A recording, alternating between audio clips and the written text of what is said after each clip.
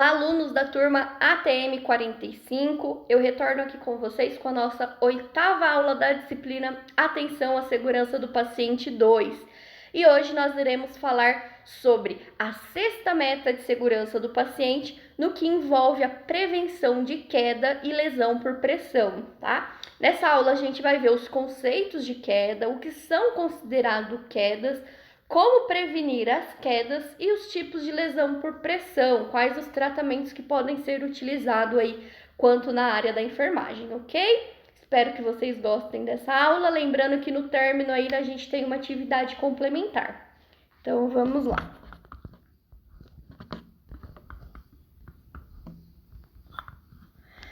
Reduzir o risco de queda e lesão por pressão. Queda e lesão por pressão. Queda é o deslocamento não intencional do corpo para um nível inferior à posição inicial, resultando ou não em danos. Então, só o fato de eu tropeçar, né, de eu escorregar, de eu dar aquele famoso tranco, né, isso pode ser considerado como queda também, tá? Essas lesões podem ocasionar limitações e incapacidade temporária ou permanente. Então, dependendo da queda, né, esse paciente pode ter algum tipo de traumatismo, né? E aí pode ter, sim, lesões temporárias, né, que melhoram ao longo do tempo, ou permanente. O risco de queda de pacientes está presente em hospitais, ambulatórios e serviços de apoio terapêutico, principalmente em ambiente aí de saúde, né? Claro que a pessoa tem probabilidade de cair em qualquer lugar, em qualquer hora, né? Em qualquer ambiente, né? Mas nas instituições de saúde, o ambiente ele é desconhecido. Então, imagine vocês ficarem internados aí por 3, 4 dias dentro de uma instituição de saúde, né? Dentro aí de uma enfermaria, e não reconhecer o ambiente. Então, a sua probabilidade de ter uma queda naquele ambiente, ele aumenta muito, tá? Principalmente na noite, né? No momento em que o paciente tenta se levantar para ir até o banheiro, ele não reconhece aquele ambiente e acaba tropeçando em algum objeto, né? Em algum, enfim, em algum pertence dele mesmo e acaba aí tendo a queda como resultado final, tá? A hospitalização aumenta o risco de queda, pois os pacientes se encontram em ambientes que não lhes são familiares. Muitas vezes são portadores de doenças que predispõem à queda e muitos dos procedimentos terapêuticos, como as múltiplas prescrições de medicamentos, podem aumentar esse risco. Então, além de ter essa questão do ambiente desconhecido, né? O paciente, provavelmente que está internado, ele está recebendo, conforme a prescrição médica, né, de hora em hora, algumas medicações, né, e alguns efeitos adversos de determinadas medicações, algumas reações, vertigem, tontura, mal-estar, né, que pode causar isso no paciente. Então, isso é um fator que predispõe o paciente a ter uma possível queda, tá bom? Fatores que predispõem à queda. Fatores relacionados ao uso de medicamentos, número insuficiente de recursos humanos, materiais e equipamentos, transporte ou transferência insegura, infraestrutura inadequada, falta de barras de apoio na vertical e horizontal e de pisos antiderrapantes nos banheiros, uso de materiais improvisados, trajeto obstruído e ausência de rampas, elevadores em manutenção. Então, todos esses fatores que eu acabei de dizer para vocês são fatores, né, que predispõem à queda, né? Isso quer dizer que só porque o banheiro não tem aquelas barras, meu paciente vai cair? Não, mas ele corre-se o risco, tá bom? Cuidados de enfermagem na prevenção de queda. Então, quais são o nosso papel, né, para prevenir essas quedas do nosso paciente, né? Orientar o cliente e familiar sobre o risco para quedas, elevação de grades de proteção, dispor a campainha ao alcance do cliente e orientá-lo como usá-lo, justamente que é para evitar que o paciente se levante por si só, né? Ele normalmente, se ele quiser levantar, ele precisa chamar a enfermagem, é claro, se esse paciente entrar nos padrões de risco de queda. Assegurar que os itens pessoais do cliente estejam ao alcance dele. Manter a unidade do cliente limpa e organizada, sem acúmulo de materiais e equipamentos desnecessários, justamente para evitar que esse paciente tropece, né, nos próprios materiais e equipamentos disponíveis no quarto. Orientar o cliente a levantar devagar, sentar no leito e apoiar os pés sobre a escada ou no chão, para depois sair da cama, não levantar direto, né? A gente mesmo, quando tá aí em casa, né, no trabalho, se a gente levanta muito rápido, nós temos algum quadro aí de vertigem, de tontura, né? Então, por isso, tem que se levantar aos poucos. Primeiro senta na cama, coloca os pés na escadinha ou no próprio chão e depois levante-se por si só, tá? Transportar o cliente na cadeira de rodas com cinto de segurança e na maca com as grades elevadas. Orientar o cliente e o responsável sobre mudanças na prescrição médica que possam causar vertigens, tontura e hipoglicemias. Agora nós iremos falar sobre lesão por pressão. Quais são os seus tipos? Normalmente nós temos 4 estágios de lesão por pressão, tá bom? Lesão por pressão é um dano localizado na pele e ou tecido moles, geralmente sobre uma proeminência óssea, né? Então a proeminência óssea, ela fica fazendo aquela fricção na pele, e se o paciente não tem a troca de decúbito, né, toda aquela proeminência vai fazer peso na circulação, que vai causar aí algum dano à nossa pele, tá?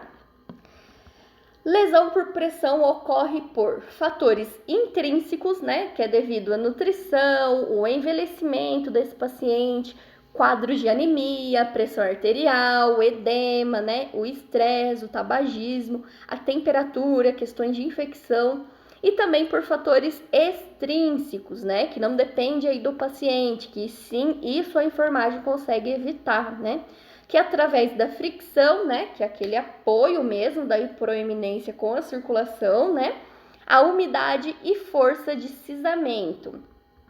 Estágios da lesão por pressão. Então, o estágio 1, vou explicar cada um deles, tá? Normalmente aí estão em 4 estágios, e a gente costuma dizer que o 5º estágio é o estágio mais avançado, né? Que não tem mais nem como ser classificado como estágio, tá?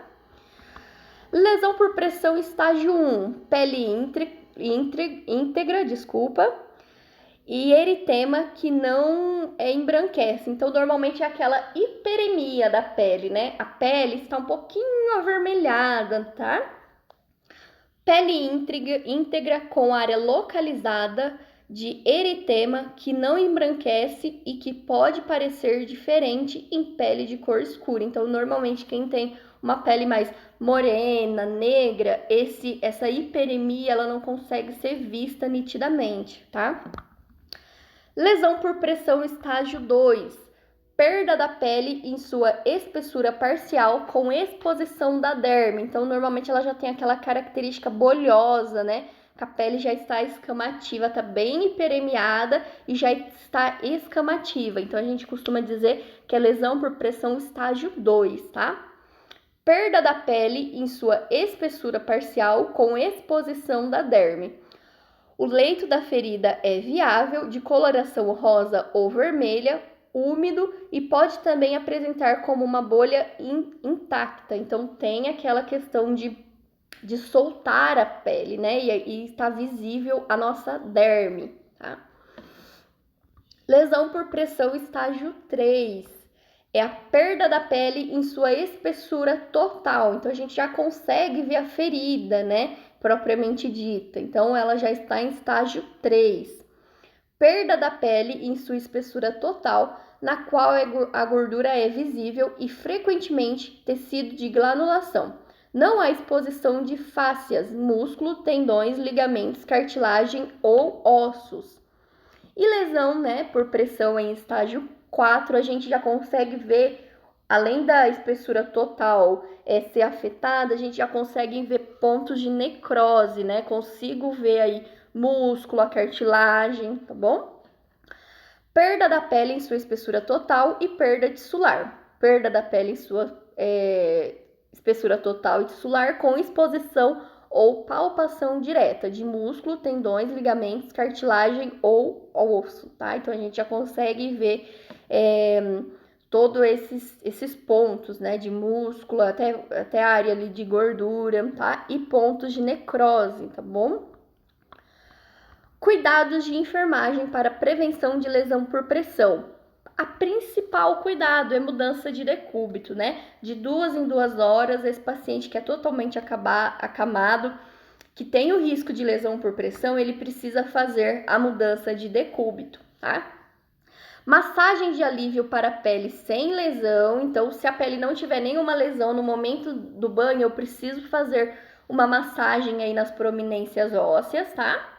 Inspeção diária da pele para indivíduos de alto risco. Limpeza da pele com sabão neutro, lembrando que outros tipos de sabão, hidratante, pode irritar essa pele do paciente, tá? Evitar ressecamento. Limpar a pele sempre que estiver com sujidade, manter a cama sempre limpa, seca e os lençóis bem esticados.